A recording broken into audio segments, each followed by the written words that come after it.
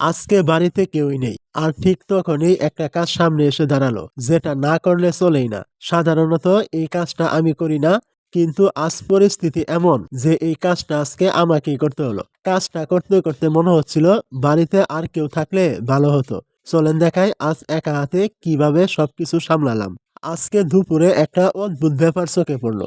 আমাদের ফ্রিজের কিছু জিনিস বাইরে বের করা, পরিষ্কার করা আর রোদে শুকানো।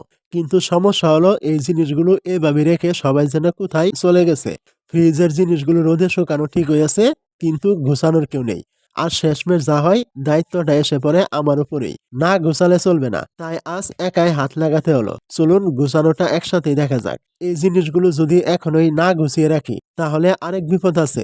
বাড়ির ছোট ছেলেমেয়েরা দেখলেই খেলনা মনে করে নিয়ে যাবে। তখন যা পরিশ্রম করে পরিষ্কার করা হয়েছে সব নষ্ট হয়ে যাবে, অথবা জিনিসগুলো হারিয়ে যাবে। তাই আর দেরি না করে নিজেই দায়িত্বটা নিলাম। এখনই গুছিয়ে ফেলছি, যাতে সবকিছু ঠিকঠাক থাকে। যাই হোক, অনেক ঝামেলা আর কষ্টের পর শেষমেশ জিনিসগুলো গুছিয়ে ফেললাম। কাজটা সহজ ছিল না, কিন্তু না করলেও উপায়ও ছিল না। এখন যেহেতু কাজটা করে ফেলেছি, এখন অন্তত মনে হচ্ছে একটা চিন্তা কমলো। একটা একটা করে সব জিনিসগুলো গুছিয়ে নিলাম, তাড়াহুড়া না করে ধীরে ধীরে। এখন সবকিছু ঘরের ভিতরে ঠিক জায়গায় রেখে দিলাম। বাইরে রেখে যে টেনশন ছিল, সেটা শেষমেশ কেটে গেল। এসব গোছানোর পর ভাবছিলাম কাজ শেষ, কিন্তু আবার চোখে পড়লো আরেকটা ছোট কাজ।